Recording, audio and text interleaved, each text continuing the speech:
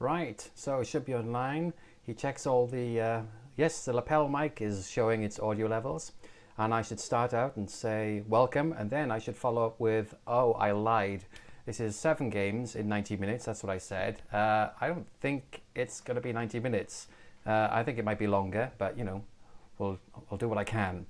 So we'll get straight into it and start off with Hiding Spot by Corey Martin, which is a puzzle game. Right, let me just bring this up. Preparing to launch. Right, bring up that game. So Hiding Spot, I believe it's just Marcus done already saying great game. He's obviously played it. So Hiding Spot, I believe, is a jam game which has turned into something a bit more commercial. It's a Soccer Man game. So if I just get straight into it so you can see what kind of thing we're talking about. Play. So I've solved 32 levels. I actually prefer playing this on the controller, which is unusual for a game like this. But you have to flip between pulling and pushing and standing up and stuff, and I find it a lot easier when I'm actually on the controller. So each one of these is a puzzle. Closed doors mean I've actually solved them. So you can go up and down the stairs of this building. I'm on the 6th floor at the moment, and there are 9 floors. You can see that there's one obviously causing me a few problems. So let's just go down to the bottom. Everything is completely unlocked apart from a very final door at the top. But you obviously want to start at the beginning. So let's take a look in the first room. Oop. Space to re-enter. There's another button to do that. Yes. Okay, so you'll notice the complete lack of instructions. But basically, you have to get yourself into a hiding spot. And it's a kind of interesting inverse of the usual kind of Soccer Man games, which are about almost like tidying up or cleaning up. And this one is more about, you know, getting everything into a tight ball. So let me just, so I can crouch down and I can pull and I can push. I can push when I'm standing up as well. And I can go into this space. So what I need to do is pull that in, and I'm completely surrounded then. Let's move on to the second one. I keep on pressing the wrong button. And here you've got now this giant blue chest on top. So I can easily see how to do this one. So can we pull this over? Yes. You notice the move, the interesting move there is that you can actually stand up and you can pull it over your head and crouch down. Now that's interesting because if I try and do the same thing this way, it does not go on my head. I actually walk back. So the rule there is you have to have your back to something to pull something over your head. You can't simply just pull something over your head. So let's just do a couple of undos and then do what we really should do and pull that in. Again, completely surrounded, level is complete. Press X, not A. So this is a level which then shows you that how do you get sealed on all sides, and on the left side here there's nothing, so that's actually effectively what's the word, cover for you. So let's have a look here. So you can push that down there and pull this in underneath. There, I'm surrounded on all 6 sides, right? It's not 4 sides. Okay, and then it starts to get a little bit tricky, and it's like, well, okay, so how do I get in here? So, because if I pull this, I can't pull it out. I couldn't like crouch underneath it, but by leaving this box here on the left, it can be propped up. So if I pull that underneath there, and it's kind of generally kind of simple, and the game is really interesting because I got to the 6th floor and still all the levels are fairly straightforward and simple. They're small and tight, but that still means that they can cause you enormous grief. And there's a lot of little what's the word, subtleties that turn up, like that one about where you can pull something over the top of you only if you can't walk backwards, and there's a few more little subtle moves like that later on. And here you look at this and say, well, okay, so how can I surround myself completely? And the only place where you can you have to get a feel for it. When I was first playing these levels, I was looking at them and I had to stare at them for a while to figure it out. But now I've been through quite a few, you know, it's a lot more obvious to me that, okay, this is the spot here I need to get to. So I need to get that big blue chest all the way over here. So I'm going to have to drag it over here somehow, so I can't reach that. Maybe if I pull it out once, push that underneath. And it's surprisingly very, oh yeah, I can pop it up in my head, but I've never found any use for that particular move. And then now I can pull it over my head because I can't move backwards any further. Level complete. And it's just the kind of range of moves feel kind of interesting. And this is the first one I think that caused me a lot of grief, because you're thinking, oh, okay, well, I'll just go in the corner, shall I? I'll just go over here. And then you suddenly realize you can't pull it in, you can't drag it sideways, and it's kind of does your head in, and like, oh, well, that doesn't work. And maybe if I can push it in the corner, maybe that will work. And oh no, that doesn't work. And in fact, it's strange. I think the way I think about this is they're kind of interesting little red herrings, because I don't think that's part of the solution at all. What you should be heading towards is this back wall, which I can see you can make a solution something like that, where I just need that chest on my head, and maybe I can pull it forward in the same way as I did before. Now it's tricky, right? So maybe I have to use the other one and pull it like that.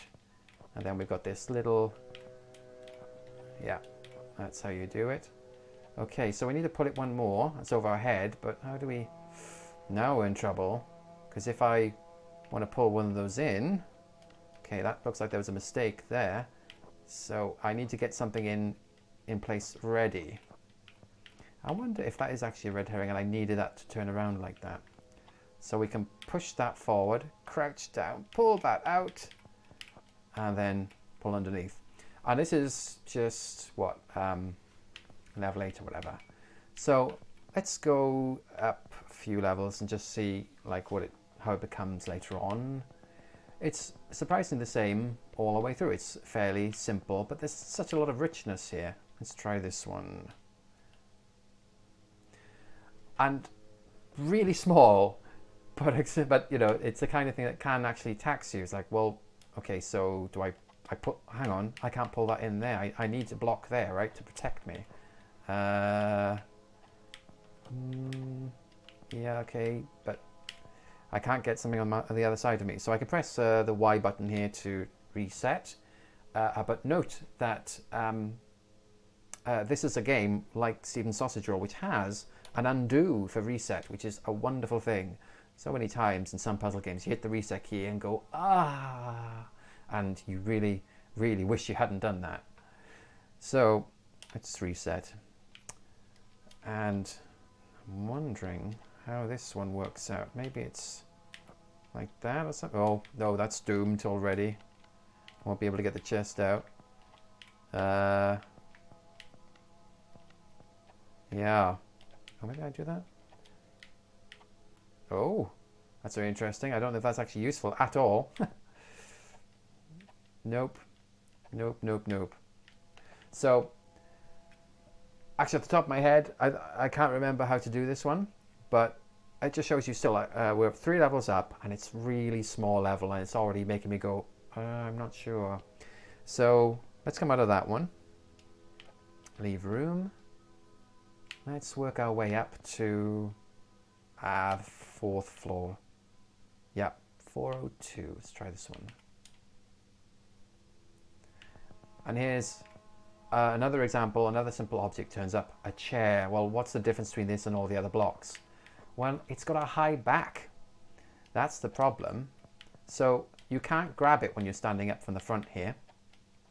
You have to crouch down to move it around.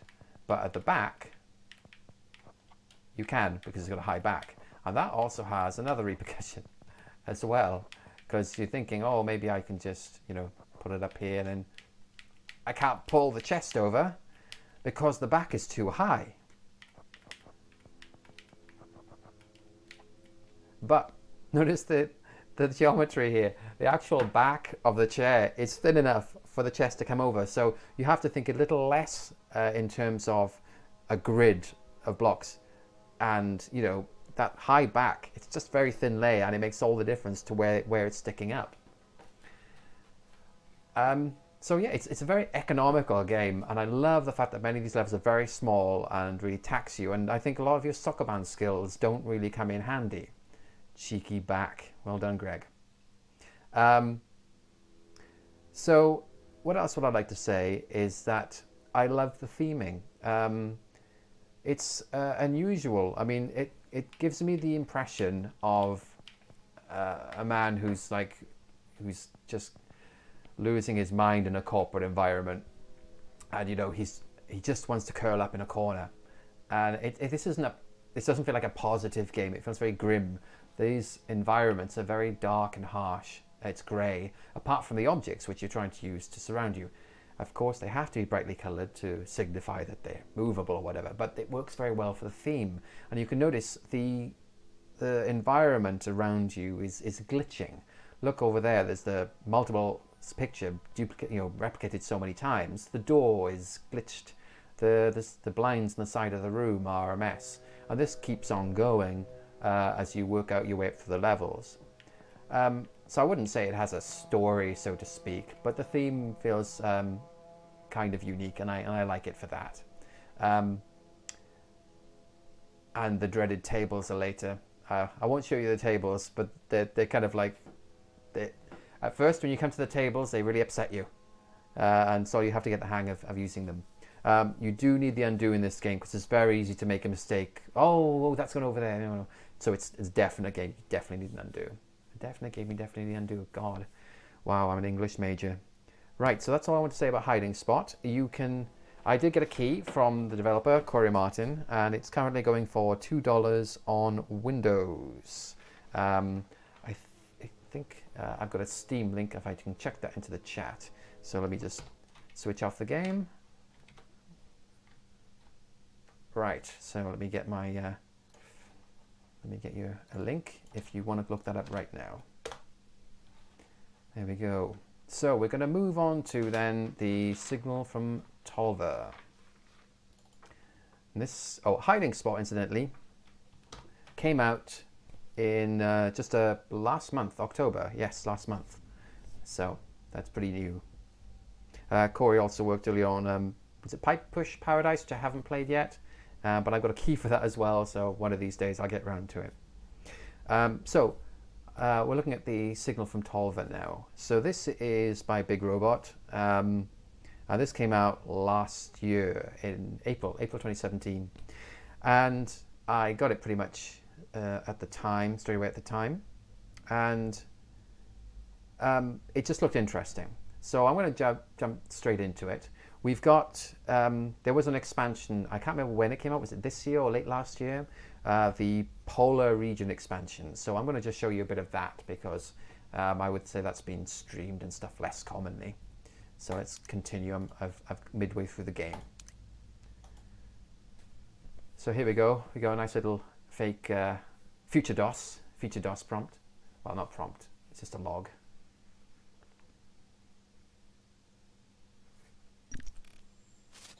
Okay, and here we are. Right, so we are... So in the signal from Tölva, you've basically taken possession of a robot.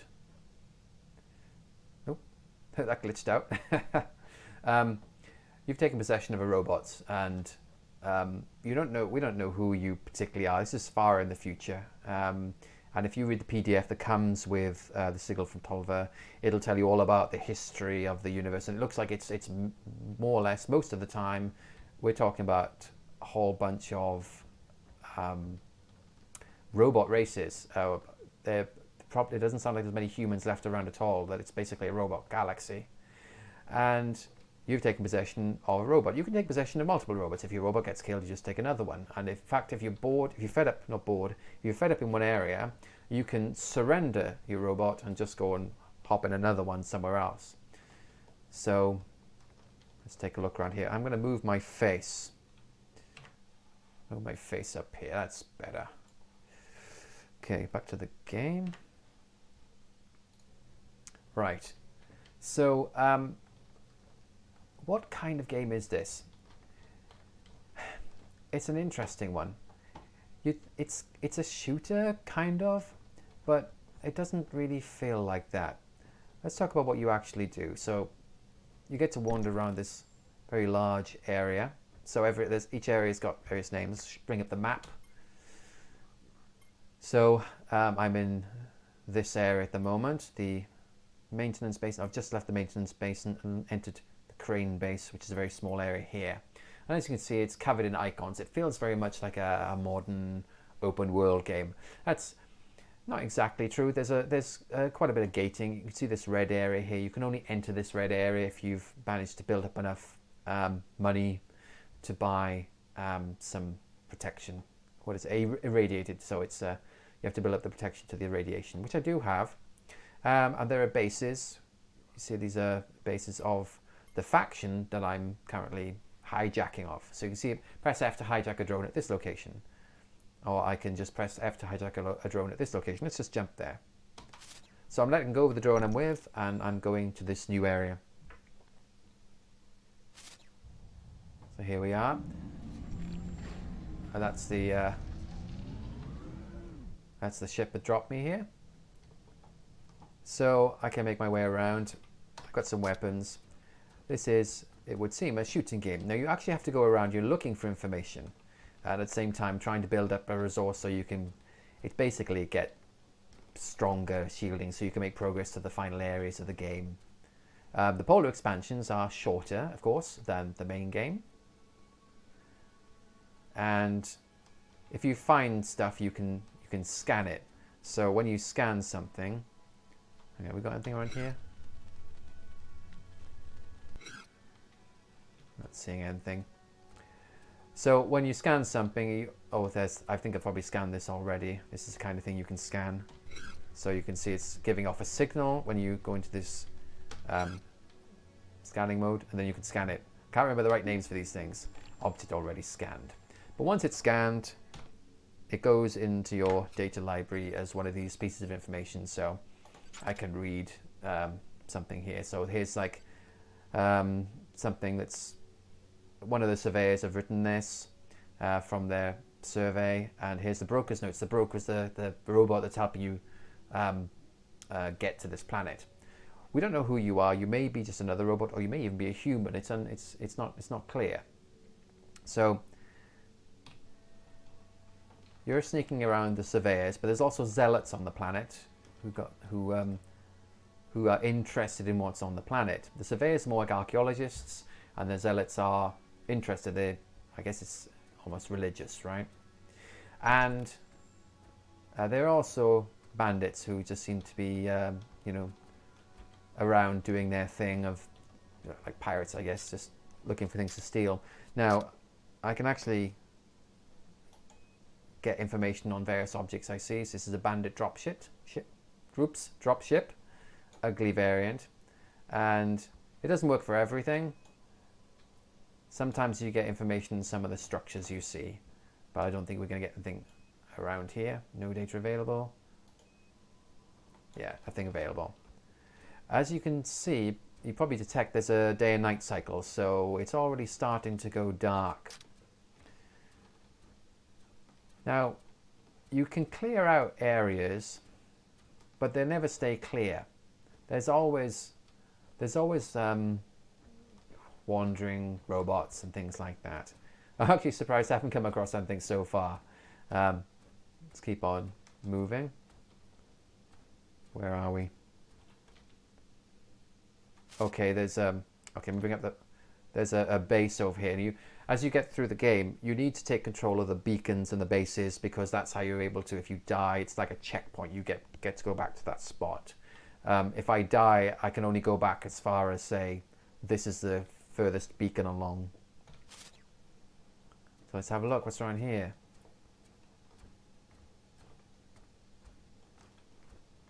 So that's going to be another drop ship over there.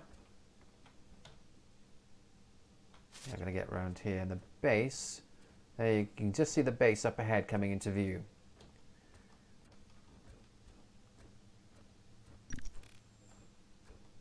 Right. So what is that? I mean, if you want to, oops, let me just cycle out my weapons, and it will tell me it's some unmarked drone. This is actually quite useful as spotting for things which are distant. So, what's that? Oh, let's do again. Scan.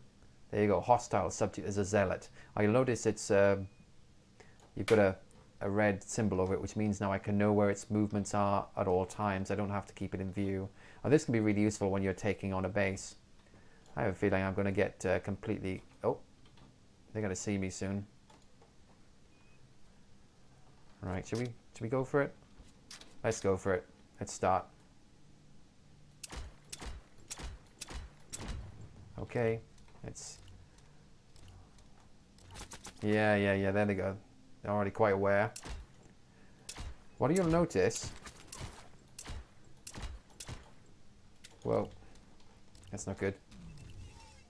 Oh, we've got a shield now. Right, you can pick up the little yellow bits there. They like give you a little bit of resources. Okay. Oh, it's two of them coming for me. I could do with some help here, but unfortunately, there's no surveyors nearby. Oh, hello. They do try to flank you. Oh, I'm using up my... So yeah, I can see if I can move in. Is he going round? Oh, it's all the way over there. Got him. Oh, I've actually... Oh. I thought I'd captured this, but this is going to start shooting at everybody, I think. I've got the bunker. We're under attack. I can take this out, which is going to kill all these surveyors. Oh, reload. Wow. Okay, that's blown up. Very good. Alright, so we've got this base now. Surveyors have got this base. Now, it doesn't necessarily stay this way. The further you get in, you find that the control of bases go back and forth. Now that I'm here, I can actually log into the network.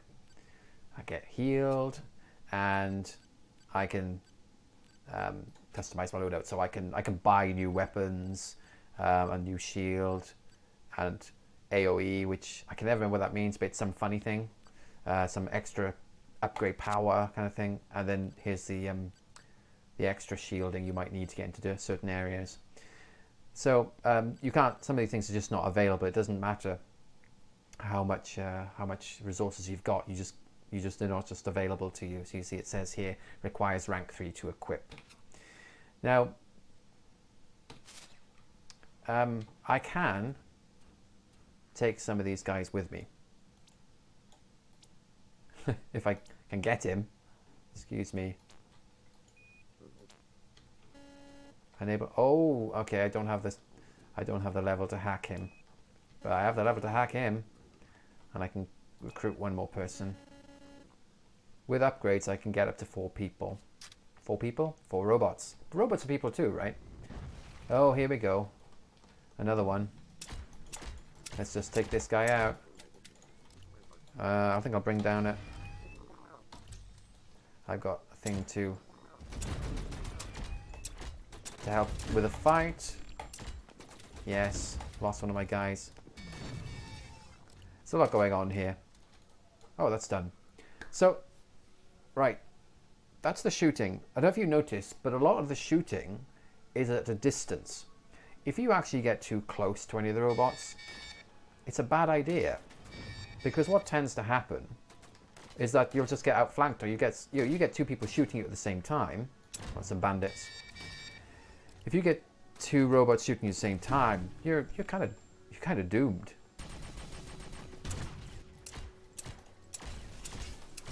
Oh dear. Oh.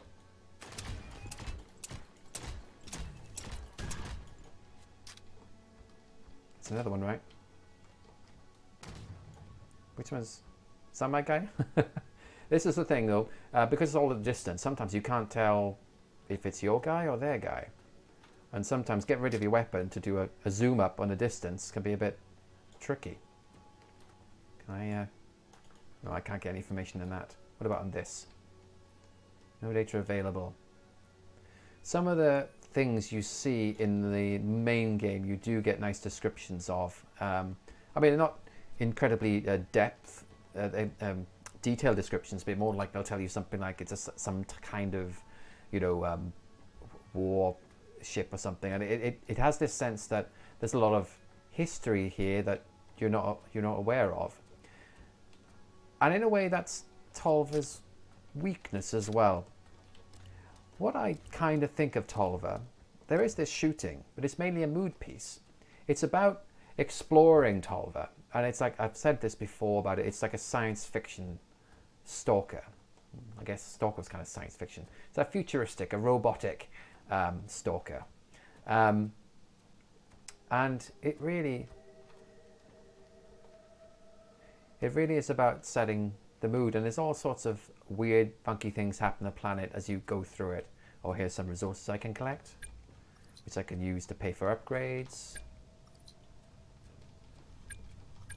Some more in here. I can look around for anything with a signal. Oh, can you hear some shooting? That's the other thing that happens. Shooting happens all the time in the distance. You think, what's that? Should I go and sort that out? Sometimes it's your own base. Stalker game or movie? Stalker the game. Romulus 14 just asked if I meant Stalker the movie or game. Definitely the game. Some explosions going on, but I don't actually know where they're coming from. So, the thing is, it's the way I feel about Tölva. It's like a prepare yourself for this. It's a walking simulator with shooting. That's kind of like what I've settled on. That if you go into this primarily for shooting, you might find it a little bit unsatisfactory. Okay.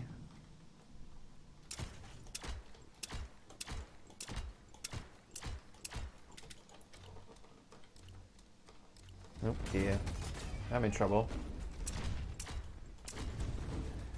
There are a lot of keys to remember in this. And sometimes you can actually get the two factions helping you out. They'll fight each other. You can get the zealots fighting the bandits, and that can help you out in a spot of bother. I was playing this, practicing this yesterday, and I thought, oh, I'm doomed. And then some zealots turned up and saved me from the bandits. It was wonderful. So there's little, there you go, weird goings on, like I said, weird glowing stuff on the planet. So as I said, it's in a weird way, it's a slight game, and there are all these logs to read, but it doesn't quite link up as much to the experience of play as I'd like. They're a little bit flat, and it's very hard to follow at times what it's actually referring to. Is that a surveyor, or is that, or am I listening to a zealot speak, or whatever? And there are some interesting ones, like how you read about like the last signal as a robot is being taken apart. It's just the last signal I'm generating. They're opening me up, sort of thing, which is all very weird. But it doesn't quite work out. Now, the story does build to a sort of climax at the end of the main game. But the polar regions doesn't quite do anything different. It's just more of the same, wandering around this, you know, slightly creepy area, but it's not leading to the same kind of climax, so it doesn't really do anything extra for you. I was kind of done when I finished the first game. I enjoyed playing the first game. It was interesting to keep on making progress. There was a particular area of the map which is very spooky in the northwest, and I remember going through it alone. I couldn't take anybody with me, and I did not like it. And that meant, of course, I liked it. Ah, hello, Eddie. Eddie. I can never pronounce that name. It looks like Eddie Reefer to me, but it's not Eddie Reefer, is it? What does that say? Ed Reefer. Oh, I'm just getting myself into trouble now. I'll edit this all out later. So that's the the signal from Tölva. It's really interesting. I'm not sure I could really suggest everybody play the Polar expansion, but the thing is, it's free. It's not like you are not spending money on it. It comes along free with the game. But the main game I really enjoyed. Oh, and every now and then you get these wonderful scenes of a giant, massive ship flying overhead. I do like that. If there's one thing that Tölva is very good at, it's big, giant things. Not so much shooting them, but just staring at them in awe. And you must have seen some of the pictures where they're great, like robo-skeletal hulks, just lying on the scarred surface of the world. But yeah, I like Tölva, but it's like you have to bear that in mind, that it's not a Fat Furious action game. A lot of the action happens in the distance, and when you get close up, you're going to be in trouble. So you're almost always thinking about sniping or getting some guys with you. But the guys have a tendency to go, "Oh my God, enemies, run in and attack," and then they get blasted to pieces. That's a signal from Tölva, which is I did buy myself. It's current, I think the sale is still on. £5.99. It's £5.99 for Windows, and you can go to their. I'll put their main website into the chat. Okay, let's go to loading. Let me come out of that, and I will copy in the link to the website. The signal from. Okay, so what are we going to go to next? This game won't take me too long. I'm going to move on to R-COIL. I'm going to get this up quickly. Come on in. Because the start is just lovely, and it's almost like that's why I love this game, in a way. This game was designed to be played with gamepad. A mouse will work in a pinch. And look at this kind of like fake arcade startup screen, and I'm sure that looks more like a Spectrum font to me. So this has got nostalgia dripping through it, and this looks like it's some kind of shooter, and it's not a twin stick shooter, and that's why it's so hard. I bought this because I just thought, oh, what the heck, let's try something different. It looks kind of, old school sort of thing. Let's give it a go. So let me show you. Oh, hang on, high score screen with the wonderful rainbow colors, which again remind me of, playing Defender in the arcades, that sort of thing. Not that I ever really played Defender very much. My father didn't want me to play it. He put 10 pence. I put 10 pence in, and I'd be dead after about 10 seconds. Wouldn't like that. Okay, let's go in. So, yes, the thing is, it says you're damaged and your weapon systems are fused to your throttle, which means that you have to do both at the same time. So I've got a little shield around me, but that will slowly be taken out by the enemies that come in. Whoa, go away. As you notice, I'm speeding around everywhere because, uh-oh, that's not good. Yeah, I'm rubbish at this, honestly. There's quite an art to this game. As you notice, I'm in the corner almost all the time, because as you shoot, you're pushed backwards. Oh, no, no, no, no, no, no. Whoa, whoa, not much shield left. What's that? Drone. That sounds good. There you go, a little upgrade. Oh, I like that. That's going to protect me for a few minutes. Oh, that's gone. Ah! I'm absolutely rubbish at this. I did play through to the end. There's a sort of easy mode, and I can't remember if it was like you have infinite lives or something like that. And it said, now try playing it normally, please. It gets so hard later on. I could not believe you really have to skill up for this thing. But it looks kind of lovely, and it really does live up to. It's by Vector Hat, so it lives up to his name's reputation, right? It's a game by Vector Hat, and it's got vector graphics. So if you're really interested in this is not good. This is not good. if you're interested in something which is quite a challenge, a shooting game which is quite a challenge and not a twin stick, then I don't see why you shouldn't give this a go. Yeah, let's see how that worked out. Yeah, not so good. Electron Dance. There you go. So that is R-COIL, and that's available from Steam for Windows for $3.99. I assume that's pounds. I didn't put down a currency. But yeah, I'm not going to play too much more of that because honestly, absolutely rubbish. It has an interesting co-op option, but I don't know. I would like to try the dual option with somebody, so that might be a way of saving the game for me. I can't play the normal game, but with a dual, we both be hopeless, and we can just not shoot each other because we're so rubbish. So that is R-COIL. Let me just stick a reference in the chat for you. There we go. I paid for that one myself. I certainly did. There we go. That's R-COIL.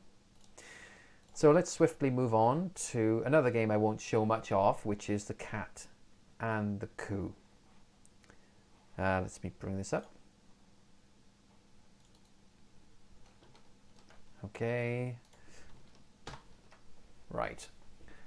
So this is by, I'm going to spoil the names now. This is the Cat and the Coup by Peter Brinson and Kurosh Valanejad. I don't know if I got that pronounced correctly, but I think Kurosh did the artwork and I think the game's idea was Peter, so I think that's how it plays out, but don't quote me. So the Cat and the Coup actually came out in 2011, which is 7 years ago now, and just recently Peter released a 4K remaster, so I guess they've upgraded all the graphics for modern monitors and so forth. And this one, the original is free. I think it's still available for free. And this one is going for just $1.99 on Windows and, surprisingly enough, PlayStation 4. So this is one of those games which it's like a, what do you call it, art game. One of those like funky games where like, well, it's not real gameplay, is it? But I find it interesting. It's about the life of Mohammed Mossadegh, which I think is pronunciation, but don't quote me on that either, who was the Prime Minister of Iran in the 50s. And he had this idea of nationalizing the oil, which upset the British. And in cahoots with the Americans, a coup was organized against him. And the repercussions of this event have continued to reverberate over the years. So there's huge mistrust of the West as a result of this. And, you know, they sort of went in and sort of killed Iranian democracy at the time. So anyway, you actually play the cat. And this is Mossadegh on his deathbed. So you can jump into position, and I can smash the clock and go back in time. Visuals are very interesting. It's very garish kind of colouring. You know, it's just it's very kind of oh, it's waiting for the cat to come. He's waiting for the cat.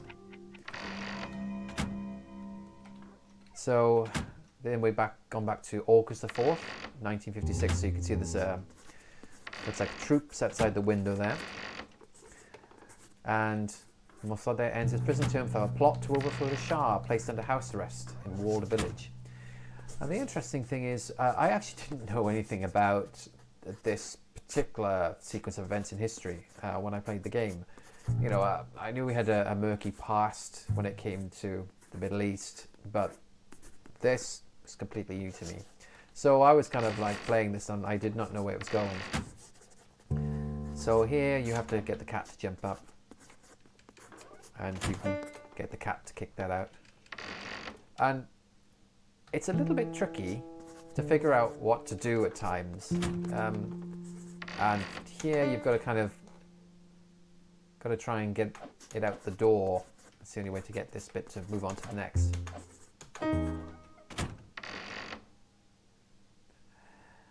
Am I going to get this to work?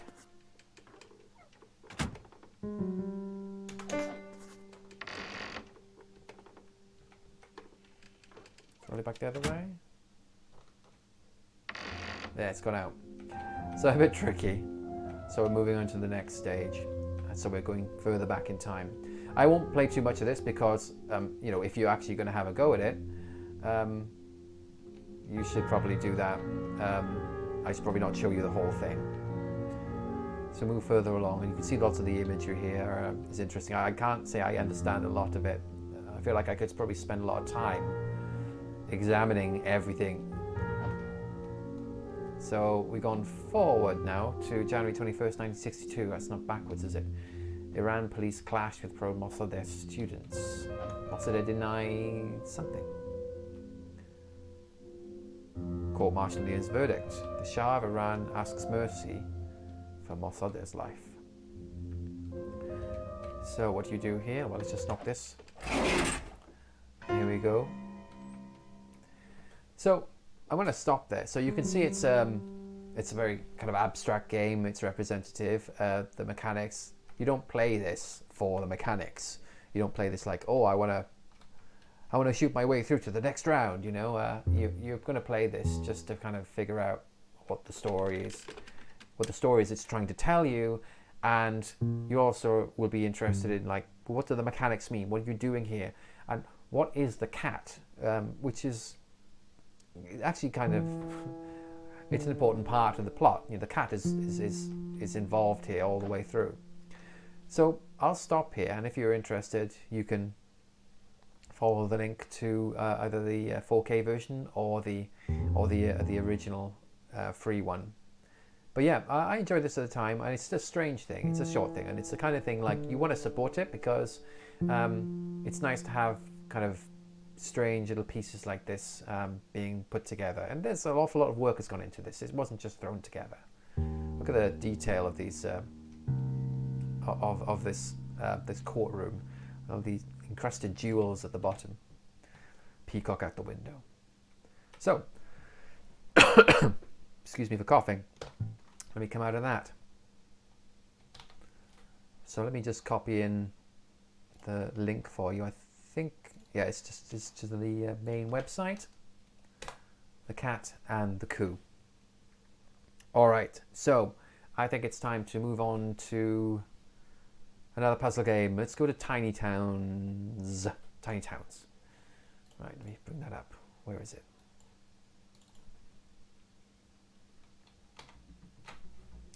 All right, so Tiny Towns is basically a prototype. It's pay what you want, and you can get it off itch. I do believe the developer Bearish is working on a full version, like a commercial version, because it was received quite well. And Tiny Towns is effectively, it's Tiny Towns. What is Tiny Towns? It's kind of like a sim town game where you're building a town, and you have to meet various criteria, and it's on a very small grid, and a puzzle is built out of that. So there's various constraints. So let me dive straight into it. So this is how small the map can be. So you've got these are all the targets I've got to meet. So the houses I've got at least one house. I've got to have a garbage station, an electric plant. Everything's got to be connected to roads. Well, roads connected. I guess all the roads must be connected. And all the buildings must be by roads. And the happiness level, as long as it's flat, then it's okay. So I can put a house down here, I guess.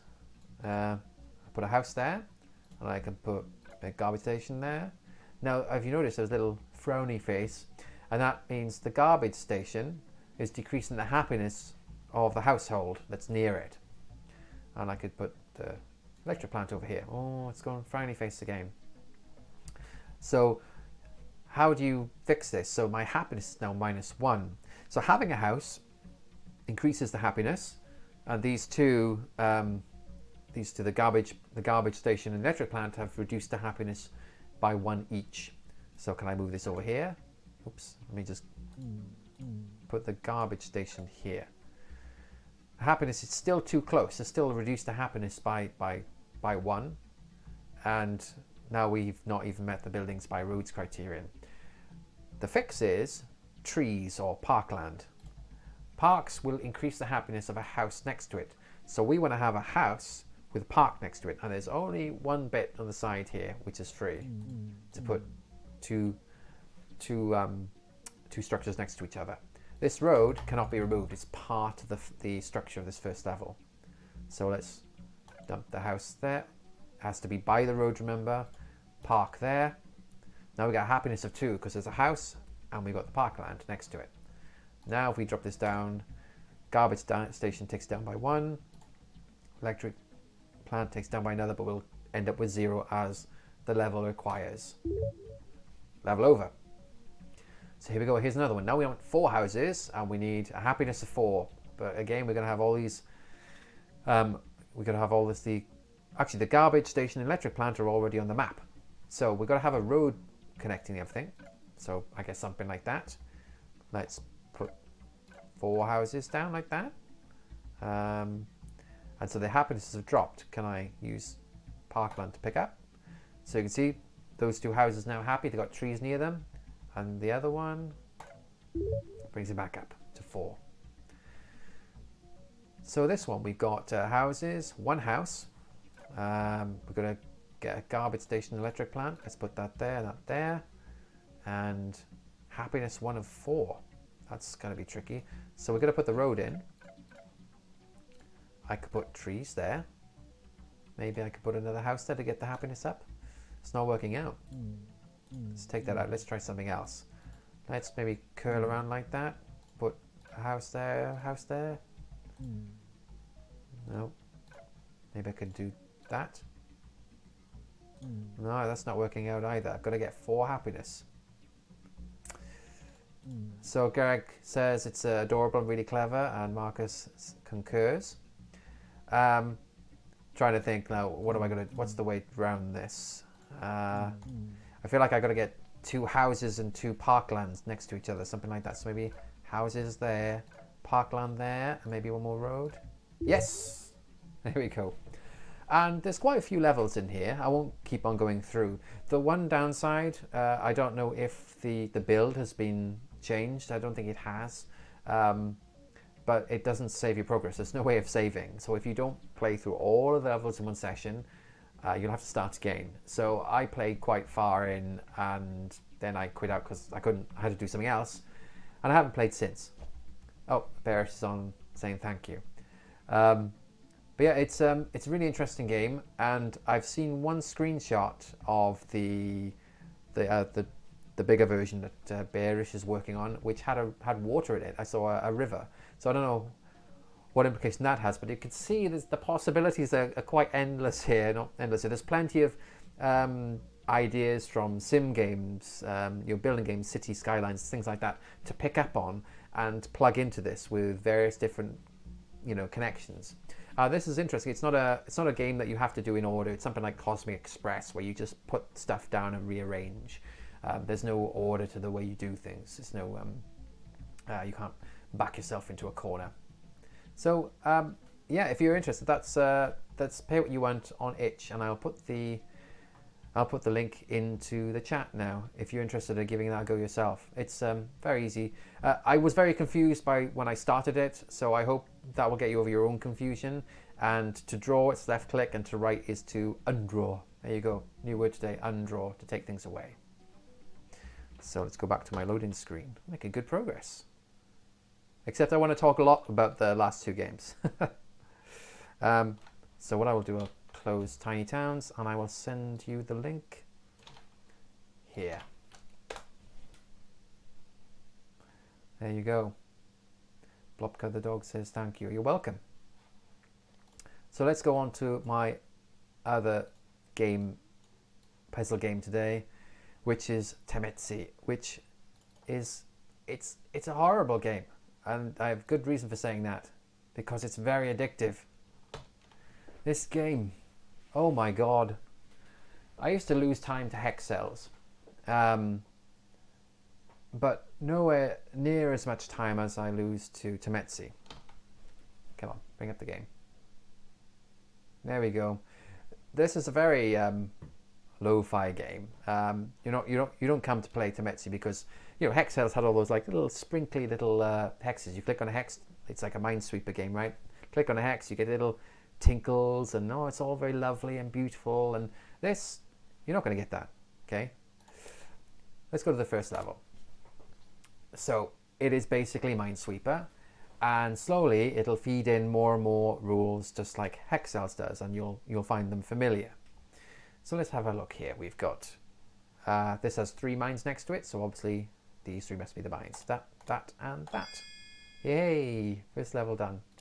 Don't worry, I spend hours on some of the later levels. So here we've got the same level. This has got 3 neighbors. Same level. This has got 3 mines as neighbors. So these are unknown, so they must be the mines. This guy here has got 1 mine next to it, so we know that's already spoken for, so that must be empty. Similarly, same thing. That must be empty because it's got the 1 mine there. Going along around doing your Minesweeper thing. This must be empty for the same reason. Again, and again. Okay, so where are we at now? This guy has 3 neighbors. 1, 2, 3. Okay, and ta-da! Straightforward stuff. Okay, so now it's drawing your attention to the number in the corner, which is the number of mines left. This is something you will have seen in Hexcel's as well. So I could start off here. I could see 1 mine in the middle here. Okay, that's got to be a mine there. And that one is now spoken for, so these must be empty. Click, click. Again, by the same token, all of these must be empty because this has got its 1 mine neighbor. Now this one down here, it's only 1 empty cell, so that must be where the mine is. That then must be spoken for, empty, empty. Again, this has to be a mine here. This guy's 3 neighbors must be mines. 1, 2, 3. There we go. And where we're going next, this one here, that's got to be the mine there. This guy's already got 2 neighbors, so that must be empty. Again, 2 neighbors already spoken for, so all these must be empty. Click, click, click. Oh, there we go. Let's go over here, shall we? 3. So these neighbors must all be mines. 1, 2, 3. And this already got its 3 neighbors, so that must be empty. Hint: have you tried making a jar using enchanted oobleck to copy it, then jumping into it and removing it from itself? That's what's just turned up in the chat. That's going to be a recursed reference. I would say no. I think it's a trick question to test whether I've been playing recursed or not. Anyone else can answer that in the chat. Feel free. 1, 2, 3, 4. So these are all spoken for. This guy has got, because there's a 1 here, that's got to be the mine there. And then you're left with 2 empty cells. Oh God, I've left this one down here, haven't I? That must be a mine because of that 1. I got 2 empty cells, and I know they must be empty because of the mine count is 0. So done. Ta-da! Now it's no longer hexes, and it gets more interesting.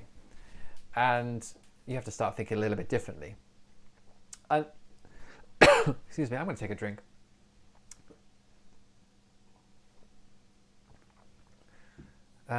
So we got the answer to the recursed puzzle. You can't. It turns out that jars break when you enter them, not when you exit them. It's very scary stuff. It's giving me those recursed, like a sugar rush when we talk about recursed. So where do we start with this particular level? So these 2s are actually where you start. This 2, it's got 2 mines next to it, and it's only got these 2 neighbors.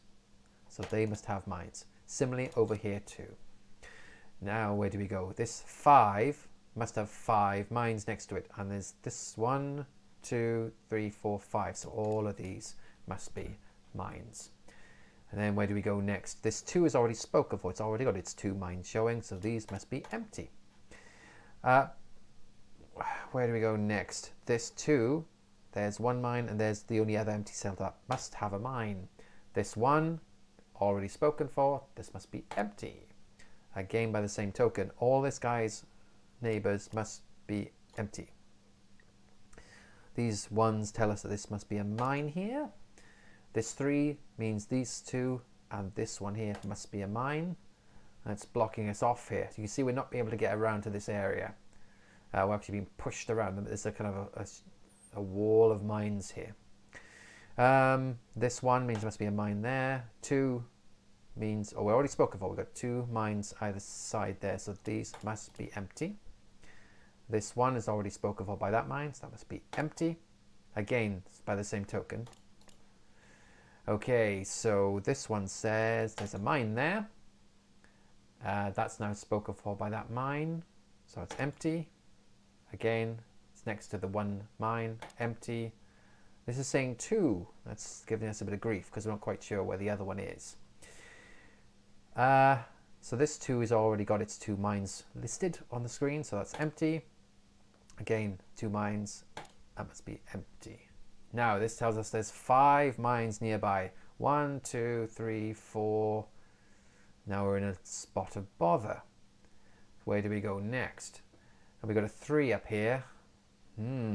Tricky. So let's go into the drawing mode. So we can actually think about, you know, what's going on here. So this 1 says one of these must have a mine. So one of those 2 must have a mine. And this 2 says that one of these must have a mine. So the thing is, if, let's just erase all. If I put the mine here, then that must mean this one's empty, otherwise this one's not satisfied. And that means this 1 must have a mine up here. Okay, but this is supposed to have 5 neighbors. So that's 1, 2, 3, 4, 5. That must be empty as well. And this was going so much better when I was practicing it last night. Hint, have you tried rolling the sausage? There's no sausages in this game.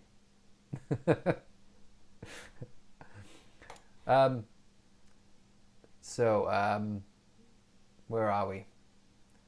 I have become unstuck. The interesting thing is down the side here, you never have to guess. I think it's because this is the kind of level where this is the point where you go, well, I don't know what to do anymore now. Nothing jumps out at me. And the way to do it was something to do with this 2 and 1. It's escaping me at the moment. Okay, now I don't know what that one's about. A flagpole and the 1 up. So let's see. This must have 2 neighbors. One of these must be 1. It's something to do with the 1. Go. You know what? You're all going to get bored. Look at the 2 and the 5. Look at the 2 and the 5. 1, 2, 3, 4. So only one of these must have only one of these. So okay, there's only, I get it, so that must be empty. There's got to be, the 5 has only got 1 mine next to it. It can only have 1 mine next to it. Only 1 mine next to it. And this guy must have 1 in one of these 2 cells. That must mean that is definitely empty. Here, I'm going to do it in blue so you can see it. So I can click that, turn off the drawing mode, click that, and it's got 2 neighbors. So that must be a mine, and that must be a mine. Now we can make progress. That must be empty, that's empty. This has got 2 neighbors. So we got 1 here. So you know, so there must be, one of these must have a mine. So the 3 is then spoken for. It's got 1 mine here, another mine here, and another mine in one of these 2. So these cells on this side are empty. Oh, not mines. Right. So we know now that this has got 2 neighbors which are mines. So those are mines. That means that must be empty. Finally, we've got that sorted out. This is a 1. So everything around here must be empty because of this mine, which is a neighbor. Right, working our way onwards and upwards. Again, this is a 1, so there's got to be a mine there. And 1, 2, 3, 4, 5. It's got to be a mine as well. And this one is spoken for, so that's empty, empty, empty, empty, empty. Right, this has got 3 mines already next to it, so that must be empty. This is 1 next to it, empty, again, empty. This has 2 mines next to it. That means the last mine is there. So the thing I want to mention there is the drawing is really nice, and I don't remember seeing another puzzle game offering me this kind of ability to just draw on the screen. I'm sure there must have been one, and if anybody has any ideas, just dump them in the chat. But the idea that I mean, later on, some of these levels get very difficult, and you really need to start thinking, well, if that's got a mine there, that means that's empty, and then you have to go through, well, if I don't put a mine there, then that's the other kind of scenario, and then you're looking for cells which are the same in both ways. It's always empty. Oh, there's a contradiction there. You can't actually complete the loop and meet all the numbers that you've got listed. This is just pointing out you get some question marks. Same thing as you've got in hex cells. Let's move on to the next one. 6. Now, oh no, can't really think of any other puzzle game that allows you to draw like that. Yeah, so I really like it. But of course, it allows the developer to really up the game, because instead of having to juggle everything in your head, you get to draw it on the screen. Now, this is an interesting one because there's this here, this yellow symbol up here across means that actually the diagonals are counted in the mines. So this 1 here means it could be this one or this one, not just this one. But we can make progress because this 2 here means both of these must be mines. That 3 means those 2 are mines, and one of these, my drawing is rubbish, one of these is a mine. And that leaves us, that means this 1, okay, that's not the way to do it. I think it's close to that. This 1 means one of these 2 must be a mine. That's how you do it. So one of these must be a mine, and that would satisfy, both of them would satisfy this one. So these must all be empty, these ones here. So, and now this has 3 neighbors, and it only has, so 3 mines as neighbors, it only has 3 neighbors, so they must all be mines. This 3 is still already satisfied by these 3, so that must be empty. Because of these 1s up here, of course, that must be an empty cell. This has got a 2, and there's only 1 mine left in the game, if you notice up here. So I know outside of these cells, there's another way of doing it, but you could say outside of these cells there are no mines, so I could just click them all. And I can look at this, and it's pretty easy to tell which one the mine is. This 2 is already spoken for, so that's empty. It must be here. Edstream says the Professor Layton puzzle games on Nintendo allow you to draw on the screen.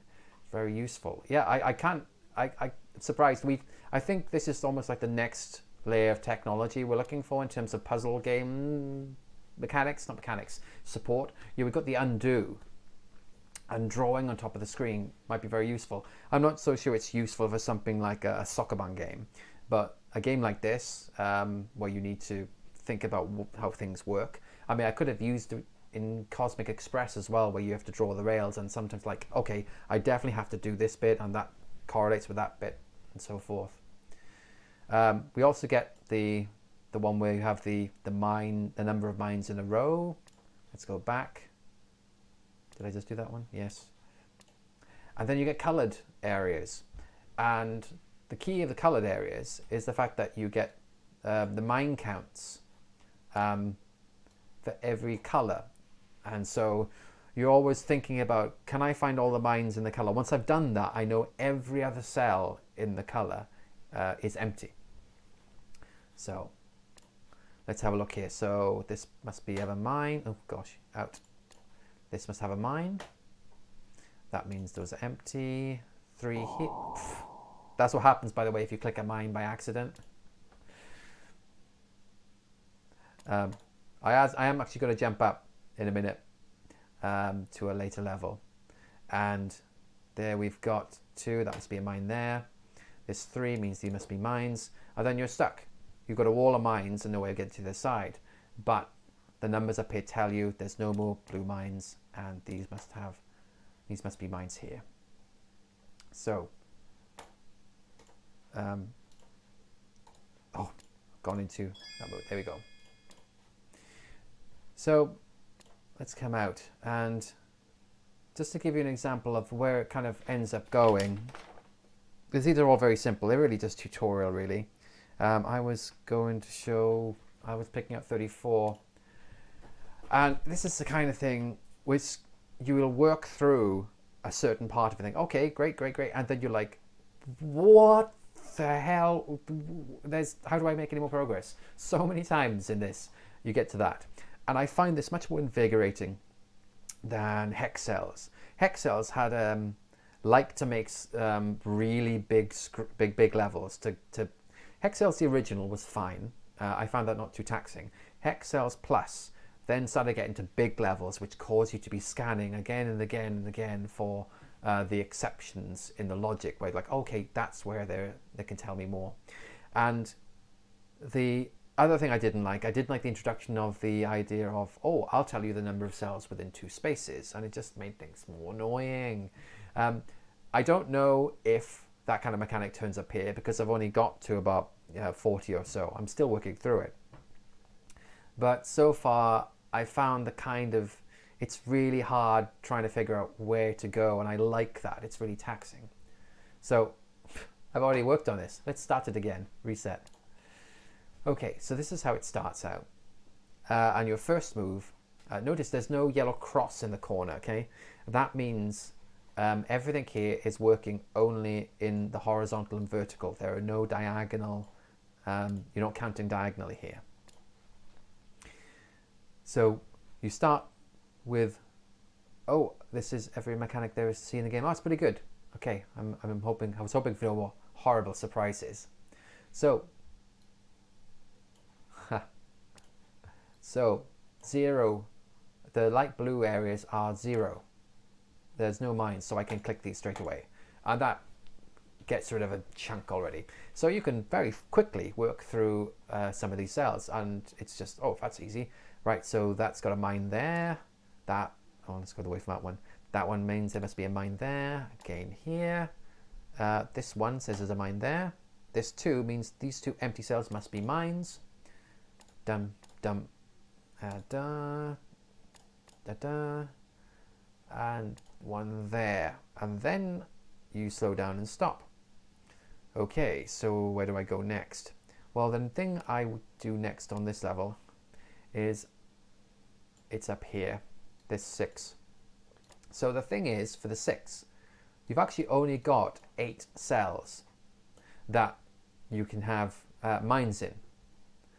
And these ones, this one here tells you one of these cells must have a mine, but only one of them. Right, so there's one here. So you've then got 1, 2, 3, 4, 5, 6, 7. So only one, almost all of these aren't here full. There's just one other. So it means if I look at these 2 cells, it's the one here that's interesting on the other side. Because I know there's 5 around here. 1, 2, 3, 4, 5. One of these 2 must have a mine. At the very least, must have a mine. And that satisfies this one. So you know, right, so I know one of these must have a mine, which means every one of these must be empty. Oh, that one too. Let's go back in. Now, this says this has neighbors, both of its neighbors are mines. And there you go, so that must be empty now. And finally, we can see what most of the other cells are. These are mines. We've still got some confusion about which one of these 2 is the mine here. And that, I think, was where I got stuck for ages. That must be a mine there. And I just stared and stared and stared at this, because it was just like, okay, I don't have enough information. I can see that this purple here indicates that if I can just crack the purple, there's only 3 mines. And I could see that what we've got in the center here, this guy must have just 5 mines around it. We've already got 3. So there's 2 more there, and surely that's the gateway to the rest of it. And I'm not going to go through it because, oh God, it's going to do my head in trying to do it on the stream. But the key is to work out that the 7 here almost fills up all its cells, or all the cells around it. And then you'll notice that the 4 down here, for it to work, it must have at least one of these purple cells filled. And that's how you sort of unpack it. But to get the exact correct argument can take a while. And I just sit here for ages and just click, click, click. And then you finish a level and you press the right arrow and you're on to the next one. And you suddenly realize, oh my God, it's 1 o'clock in the morning. I should stop. So I can highly recommend Tametsi. I'm really enjoying it. And I'm only like halfway through the game. And so you can see all sorts of levels. Just, oh, that's the one I'm in at the moment. I'm almost done with it. We're not going to do that right now. I'm just going to show you lots of the different levels that are available. So, yeah, I'm not going to say it's just really smart. Halfway. I don't know if it's halfway. I guess about halfway. I don't know what this grid over here is. I'm guessing it's challenges or something like that. Right. So that's all I'm going to say about Tametsi. It came out October last year, and it's from Griptop Games, who don't even the developer doesn't even have a Twitter account, as far as I can tell. It's about £1.99 Windows, and my God, it's worth every penny of £1.99. I'm about a quarter of the way through, since the ones on the right are bonus levels. Yes, I thought so. If you're interested, the fact that it's blue and white, the white means you made a mistake. You clicked on a mine when you were doing the level. That's usually by accident. I still have this problem when you click on a mine by accident, or you click on a space which is empty by accident, which you weren't intending, and you're like, oh no, I didn't mean to do that. I hadn't got the logic for it yet. I need to undo it. And I do wish these games would often undo, even though it seems like you wouldn't need one in a game like this. But I do want to undo it because I want to do it properly. Like I haven't logically determined that's the correct cell to do. So I've actually reset a map a couple of times just to undo mistakes like that. So I'm going to move on from Tametsi now. I think that's enough for that, and move on to the last game, which is The Light Keeps Us Safe. Let me give you a link to Steam for Tametsi. There we go. That's in the chat there. And I'm slowly losing my voice, which is fine. It's fine. It's fine. Where's The Light Keeps Us Safe? Okay. All right. Oh, game. I need to move my face, I think. Right. Okay, so early access. So remember that Tölva came out, like a year ago, or just over a year ago? April 2017. So this is quite quick for a new game to come out, I think. So it's still in development. It's got more to do. When it originally came out in early access last month, it only had 3 areas, but now it's expanded to 4.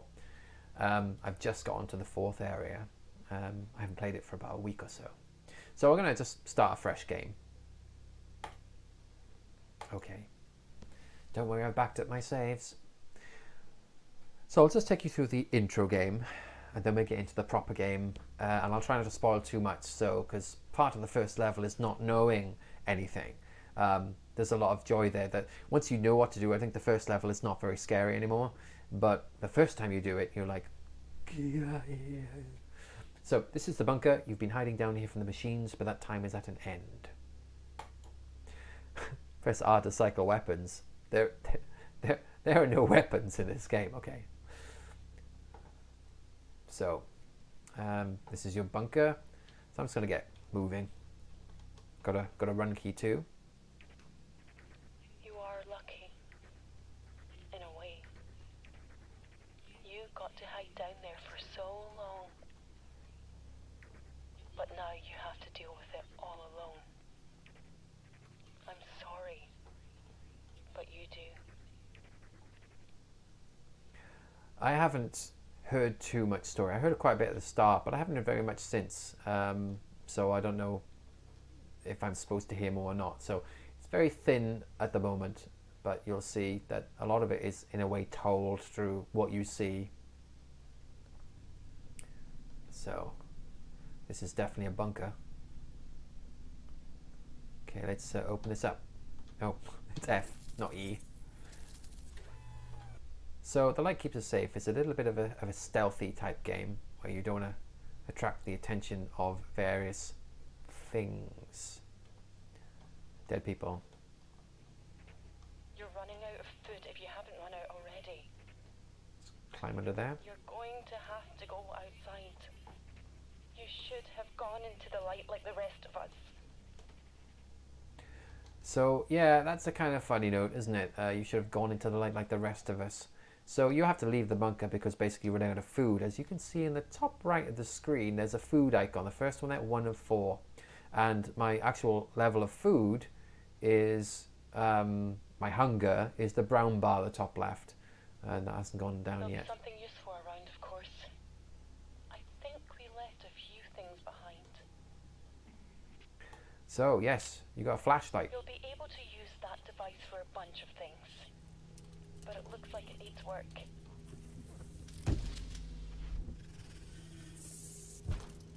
So yeah, amazingly, my weapon is a torch. And you can go over here and you can upgrade it. I think the bunker substructure might change in future. I feel like it's slightly either empty or a little bit awkward. There's no reason to come back into this room later. It seems so far away, but okay. Let's move into this area. We knew something was wrong. Something wrong with the machines. But at first we couldn't see them. See, yeah, there's something wrong with the machine. By the time we figured this stuff out, it was too late. We couldn't. We had to go into the light. You finished? Okay. So, we couldn't see them. I don't know what that means. So it's like there's something wrong with the machines, but we couldn't see them. She's not talking about the machines. She's talking about something else, right? But can I just take a moment to just gaze in awe at this beautiful machine? I mean, I don't know what this is. And you will need to get this mysterious dead device back online somehow. Return here when you have the right kind of fuel. It just looks wonderful. I mean, I took lots of screenshots of this. It doesn't quite, a single screenshot doesn't quite do it justice, but it just looks really kind of weird. Right, so let's keep on heading out. Right, so there's various things look like exits, but you can't go out there. Something down there too. And the way we have to go is over here. There's only one exit you can take.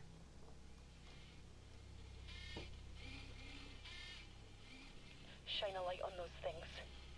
It'll keep their heads down. Okay, that's good.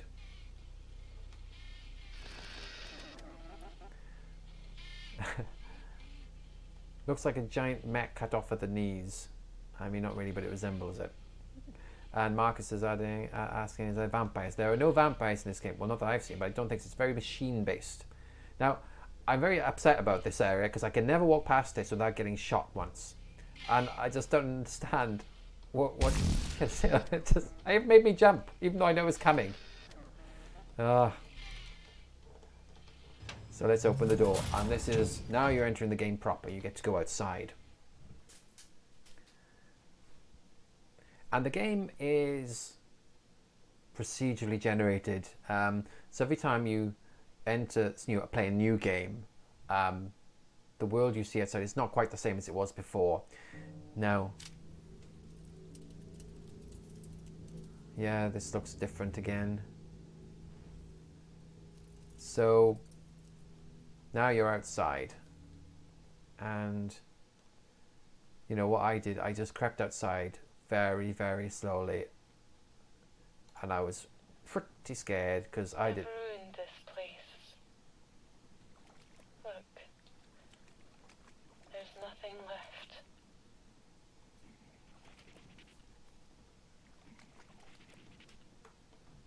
She's still there, I've got to go for a while. but not anymore. I'll be back. Now, it looks wonderful. I feel like I could screenshot this thing like about 2 billion times. And I don't even know what's going on with that. Is it the sun and the moon? I don't know, but it does not look good. And that looks like something like a camera. I mean, it is. So Nothing's Two is asking me, did I play Sir, Are You Being Hunted? I did not. As a comparison with, well, now I've heard other people saying yes, it's like Sir, but it's got a very different vibe. It doesn't quite work the same way. So let's go around here. So we're looking for food mainly, but we're also looking for components to upgrade this device. So there are ladders. There's still birds apparently. Okay. Ladders are deadly. They're more deadly than anything else. So I've had a lot of problem with ladders in the game. That's something that's going to be worked on. I think they'll get through that in early access. And you can pick up these things. Fading motes. I don't know exactly what they are. I mean, I know what they're kind of used for, but I don't know exactly what they're supposed to be. So you can see there's something moving around down there, and that red light is not something you want to get in the way of. So if you press the F key, is it F key? No, is it? I think it's the F key. It will show you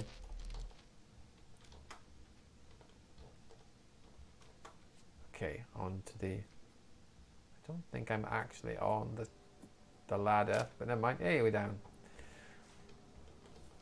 If I press the F key, it will show me things which are nearby that I can collect. I think there's nothing this way, it's just water. I don't like to go in the water. That's all I'm going to say.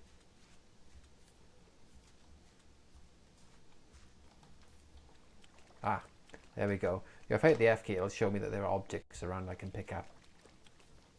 The question marks are just general items, but the exclamation marks you see, I mean, again, this might change in the future. Exclamation marks are the components you're looking for, and they're obviously in particular places. Oh dear. Oh dear. Which way is that going?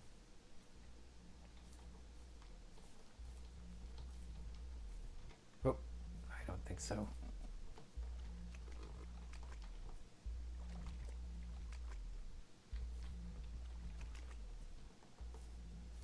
Yes, let's just keep on crawling around here.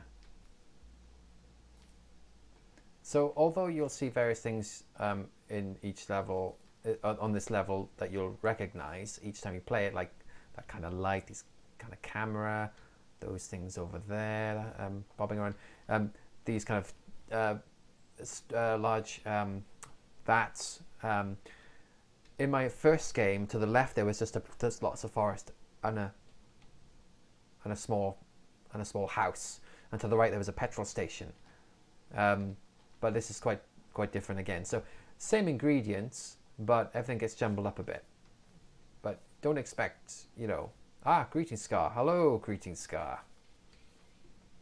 Do not expect anything too, revolutionary from the engine. Like, wow, couldn't believe this level is totally different to the last. It's more of putting together the pieces of a puzzle.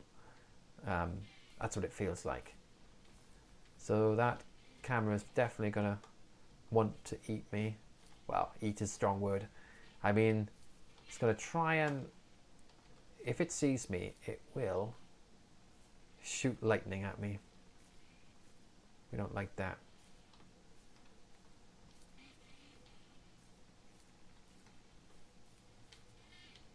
Okay, I think I'm going to have to go through these things over here. Yes, this is from the Tölva developers. Greetings, Scar. This is currently in early access. Okay.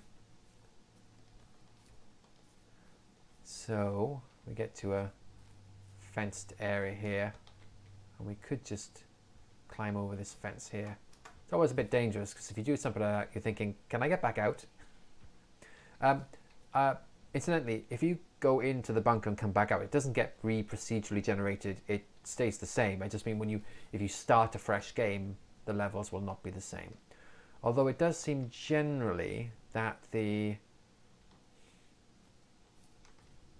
actually this feels a bit different than usual.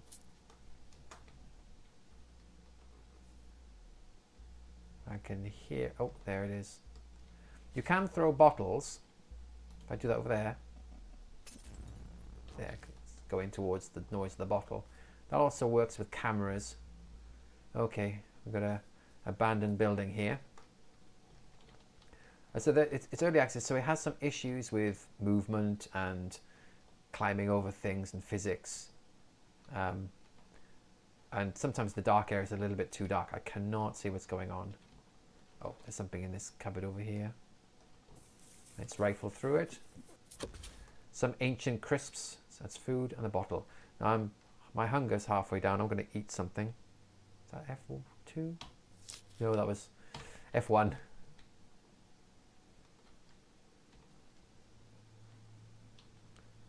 So, there you can see there's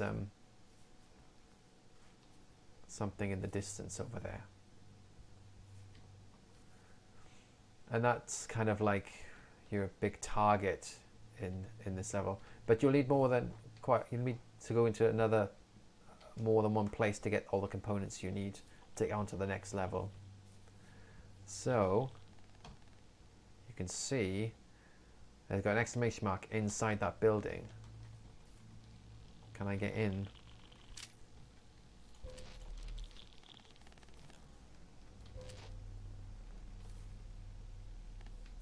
Where is it? It's on the other side of the wall here. Yes, as you might expect. Whoa. It's inside there. Mark it because I've got a ladder here. There's a camera just there. And it's like, well, I don't know if I really want to do this. So I would generally hide a long time on top of roofs and do nothing. It's actually a little bit, I find it a bit tricky. It's not, oh God. There's something hovering nearby. Where is it?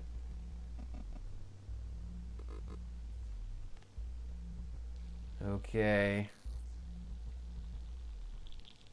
Yes, very good. So I'm thinking I'm going to distract it. I don't even know if there's a reason to come up here. Maybe I can switch it off. Oh, well done. Well done. I smashed myself.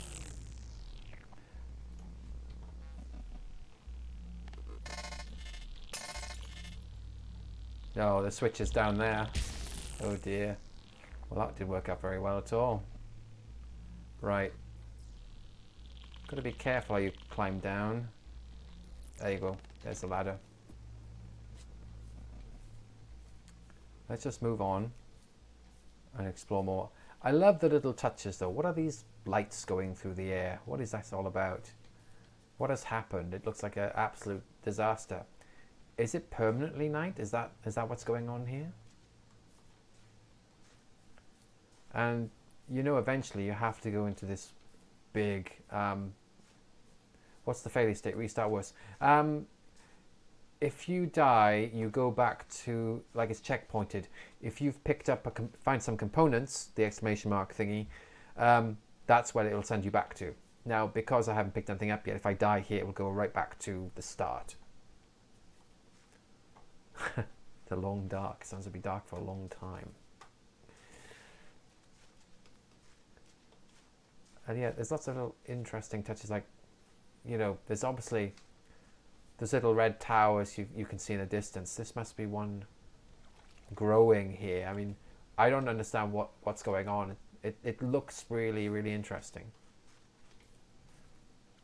Can we get into this compound around the back here somewhere? I don't want to have to go past the front entrance. Good.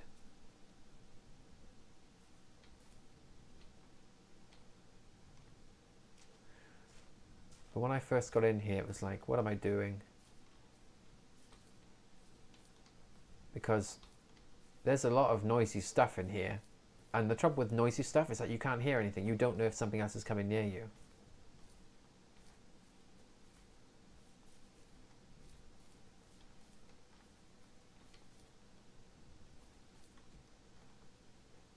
Okay. Remarkably quiet right so far. Oh, there's a thing you don't want to get near.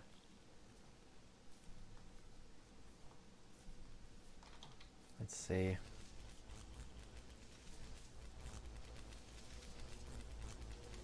Yeah, it's all great. Now you're starting to get close to stuff which is really noisy, and like, well, this stuff looks bad. I obviously don't want to walk through any of this. Oh, no. To be honest, I'm actually, if I'm playing this normally, I'll be a lot more gung-ho, because I understand how I can push the game, and I'm a lot better at it than I was when I first, oh god. But I don't really want to spoil too much, because I don't want to make it clear like how far the limits are and where you can run, and because you need to pick all that up yourself. Plus, let's be honest about this, it might get retooled later. It might become harder. I think some people have said it's a little bit too easy. The first level is actually quite easy once you've got used to the mechanics. The second level steps it up a bit. And a third level, good God, it's traumatizing. I mean, it's not impossible. It just gets flipping scary. I can actually just, you know, find a safe place on this level, and I can just, you know, hide out. But on a third level, there's no hiding place. So just some bits and pieces I can pick up here, and obviously a dead body. Right. One of the things I would like to see changed, I guess. Ah, yes, Green Sky, that's a point I was going to make, which is why I mentioned to it earlier. So again, it is like Tölva in a sense that it feels like a nice, big, wide open game where there's a game base sort of attached to it. And it is interesting. Let's climb up. It is interesting, but I think some people will find themselves a little bit disaffected. They can't quite get into it because it's a little bit keeps you at arm's length in a strange way. I'm hoping with a bit of the voice work going into it that the game will feel a little bit more cohesive, more than Tölva did. I haven't had anything to read, and I don't know if there's going to be anything to read. But one of the things is that I would think I'd like to see changed, but maybe it does change later on, I don't know, is that when you're inside a building, you're pretty much safe. I mean, nothing comes into a building after you, and that feels like it's not quite right. I feel like these things would come into the buildings after you. Right. Can we get in here? See, like, I mean, what is this? I don't even know what this is. What is that? I obviously don't want to get near it, right? Oh my god. It's coming behind me. Gotta be careful I don't just change direction. Oh. Whoa, whoa, whoa, whoa, whoa.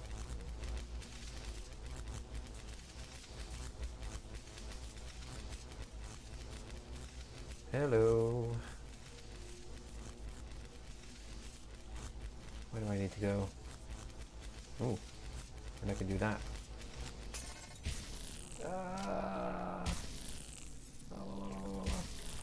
Hey! What did I turn off? Oh, the camera's still on. I just opened the door. Move, move, move, move, move, move. Okay, I'm in. I'm in. I'm gonna hide here. I'm good. Not harmonic is what I'd say. Romanos 14. Seems like a decent game though. Yeah. The first level is, as the first level is kind of, it's more like you're just kind of getting used to the mechanics. As one of the problems is it's so dark in here.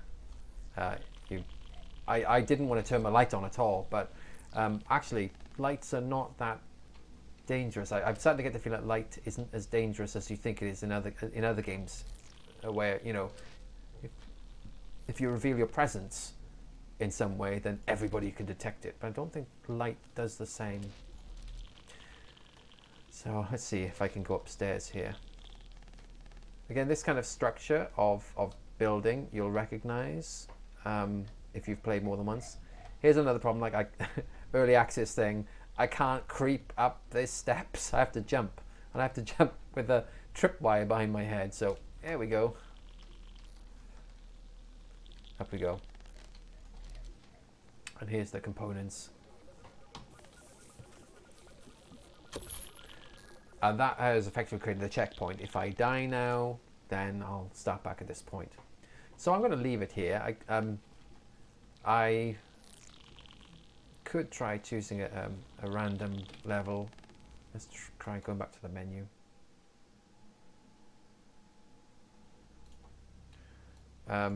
Because they're all unlabeled, I have no idea what I'm loading at the moment, so we'll just see. Oh, it's another one of the first, it's another game in the first level. Oh, no, it's not. The Ashen Path. That's the third level, right? Yeah, so this is the third level. And yes, I'm not going to go that way. I'm going to run very fast. Yeah. Well, I think we'll just... Ah! That doesn't work.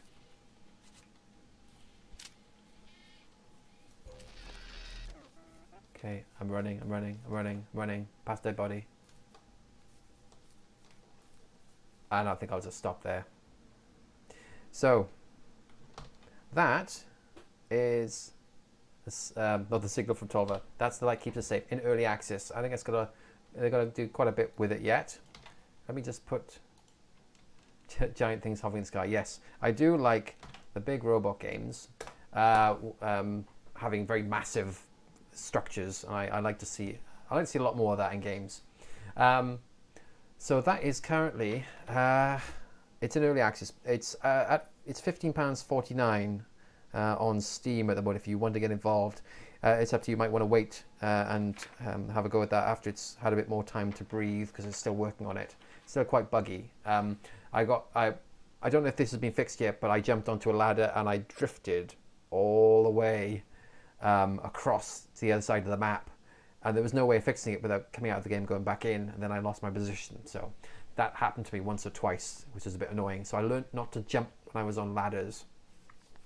So we'll leave it there at 7 games in 100 minutes. It's not too far off. It's not too bad. So I did get a key. I didn't pay for that myself. I got a key from Big Robots. So just to make that clear. So I hope you had a good time today, watching whatever you did manage to watch over the last hour and a half or so. And next month I'm going to come back to do just a stream of Miasmata, and we'll just spend time walking around the island, because I absolutely love that game, and I think it's not talked about enough. Good grief, I love that game.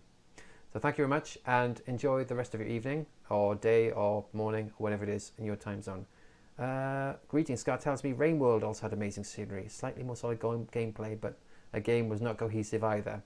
Yeah, it's like, it's not, these games are slightly broken, but I actually still love them. They're very interesting. I wouldn't turn back the clock and not do Tölva, because there's so much in Tölva I really enjoyed when I played the first game. But it was satisfying. I was done with it when I was finished. It does get quite hard towards the end. The enemies are a lot more challenging. No new enemies, but they get more challenging as the game goes on. Anyway, so I will leave it there, and may you have a grand rest of November while you wait for the next one, next stream. Goodbye.